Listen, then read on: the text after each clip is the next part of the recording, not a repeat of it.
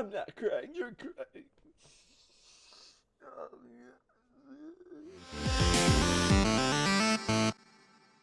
if this is your first time here on my channel, make sure you hit the subscribe and bell notification so you get the latest funny videos on what's trending in gaming. Now, some of you have been playing Fortnite, while the rest of us, not submitting our rage request to Epic, telling them to fix their game, and threaten to stop playing the game because no one cares, and you probably should just get good, kid. The rest of us have been mourning a very big death, and it's pretty sad. I don't like it, but let's go ahead and talk about it. The greatest storyteller of all time, for video games at least, is closing its doors. What? So, Telltale Games just announced a couple days ago that they're canceling all their projects and they're laying off their staff. And I don't mean just a couple people laid off. I mean, they're only going to leave about 25 people left just so they can finish The Walking Dead, which, by the way, is already out. So, The Walking Dead, the final season, we've had, I want to say, this is the fourth. We've had 4 main seasons. We've had one side story that no one cares about and is very forgettable. And I'm just thinking, how did we get here? I mean, come on. I think the problem is that gamers' tastes have changed. They don't want to be told an exquisite story. Now, not all of Telltale games were good. I wasn't excited about Batman. I wasn't excited about Game of Thrones. I wasn't. I want to play Wolf. I think it's called Wolfenstein. But I got hooked on The Walking Dead because it was very based on the comics. It wasn't like the show that's crappy and poopy. It's a really well done story that has good intensity. The highest point will probably be the first season and this last season. We kind of dipped in the second season, and I only said that is because not because Clementine was a bad character. No, Clementine made season 2. She was the main character, obviously, so I hope she would make season 2. But she just made season 2 very, very well. All the other characters are very forgettable, which I think is the problem, except for Kenny. Kenny is not forgettable. No, not with that missing eye he got. It's just that everyone else is very forgettable, and you might as well forget them because they pretty much all died. And depending on what story you choose, you never see any of these other characters ever again, which I think is a point that Telltale was trying to make, is that,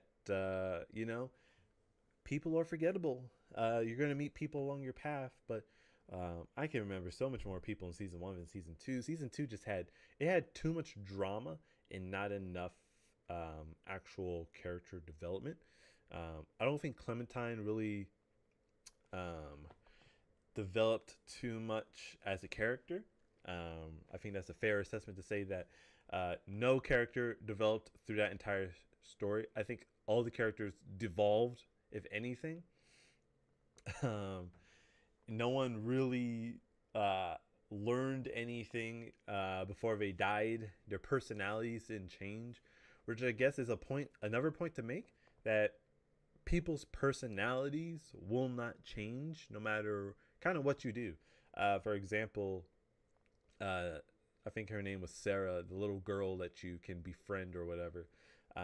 She was just, I couldn't wait to kill her off. I was like, I killed her off as soon as I could, because she was just, which I guess this could be a reflection of her dad's teaching style of kind of not overindulgence, but overprotection, because she was such a weak character, and pretty much when it was her time to die, finally, there was 2 options. There was 2 ways you could kill her off, both just leaving her to die, and she was just a train wreck. I didn't play season 3 yet. I'm waiting for that to go on sale, but I'm just like, why is games like Fortnite thriving, and games like Telltale, which is a single player game, failing. Studios like that, I just don't get it. So I think if we look at single player games and look at multiplayer games, clearly multiplayer games are more profitable because you can pump out more money with content. Single player games, you kind of create your DLC and then that's it. You got your initial game, you got your initial game, you got your DLC, and then that's it. There's no microtransactions, which is the third option, that can just keep on generating revenue, which is the problem. Uh, it's too much revenue focus, which is why Telltale. That's why you have so many different projects to hope to keep generating you money as you pump out more projects. It's kind of like that old back in the day feel where you kept pumping out sequels because you wanted to make more money. You didn't have to. You couldn't have. You could like nowadays. You just have a singular game last for years. Look at League of Legends. It lasts for years because there's so much. You're just putting the same content in it without having to change a platform, without having to deal with platform changes, with upgrades to new systems, and you're just pumping in money, and it becomes more popular, it becomes an esport, and so on and so forth. Single games don't have that luxury, and that's what's very sad and depressing, is that great studios who create great content, we kind of get annoyed when we see a story being told so many different times. We kind of make fun of Assassin's Creed for having a million Assassin's Creed games, and we want something new and fresh. Um, a AAA game can afford to make something new and fresh. Indie titles, not so much. You're kind of just known for doing that one thing, which is kind of why we see these indie titles just pop up. And it's kind of just that one and done feel. Telltale being not a big studio, I'm gonna call it a AAA studio, but not something like EA, Ubisoft, something that can probably be too big to fail, but they also are having a bunch of multiplayer games to make money off of. They're known for just that one thing, so you're kind of locked into just being the one thing. I mean, come on. Uh, you can't variety. You can't change it up. You can't do anything except tell a different and better story that people wanted to hear. They tried Game of Thrones because Game of Thrones was hot. It was new. It was fancy, spicy. Oh, delicious. But the problem is that they told a story that no one wanted or cared about. I would have loved a story on the Starks, the Lannisters, the whatever. They could have really done something really well with the Mad King. They could have told a complete story on the events before the actual Game of Thrones series, that TV series that take place. They could have did something like that. That would have been really good to see. They could have. They did Batman. I didn't really divulge too much into it. Wolfenstein, which I'm probably calling it something completely wrong. It's probably something different. They told a unique story there, which is great. Walking Dead was a unique story, which was great. So you have two great stories, and then it kind of just fooled around with some of these other stories. I'm like, what are you doing? Give us a story that we want to hear. If they did Mad King, worked with J.R.R. Martin, if they did the Mad King story, holy poop. That game would have sold like hell. It would have been an HBO special, and it would have blown up. They should have did something like that. They should have worked. I mean, if you're going to do a Game of Thrones one, why not do something that people will want to see and play? Because I can guarantee you, every Game of Thrones fan would have bought it just to get through the story, just to see how it all unfolds. So they could have did something like that. They failed, and this is kind of big problem with indie games. You're kind of stuck. You're stuck to being known for one thing. You kind of have to do that one thing. And it kind of seems like if you do your main project and that's what blows up and be the greatest thing, it kind of seems like every other project is after that is going to be poop in compared to that one. Walking Dead, for example, the big pedestal game. Every other game that's not Walking Dead is poop.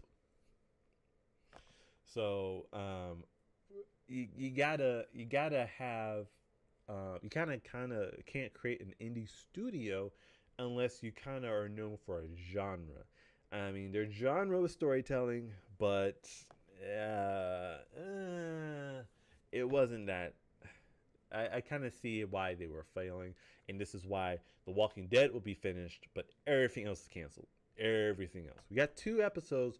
It's usually a 5 episode series. I think that's also another problem. They release these episodes. I understand they're a smaller studio, but just release the entire thing. I'm not gonna buy it until the entire thing is out. Once the entire thing is out, then I will buy it. I'm not gonna buy it to play for episode per episode because I understand you try and build that. Oh, I can't wait for a new episode to come out. Ooh, yeah, and no, no. Um, so we're not gonna see another studio like this because there's such unique art style, atmosphere to their games that it's just something that it was a very missed opportunity that in terms of Game of Thrones, and it's just I don't know. I hope to see another Telltale game in my lifetime in a similar format of storytelling and very unique art style that we're not gonna find in our game. But that's my 2 cents. That's what's trending right now. Make sure you comment down below on what you think caused Telltale to fail. I mean, it failed, so it failed for a reason. But what do you think? Why did it fail? What was your favorite game? Comment down below. Like it. And I will see you guys in the next video. Peace.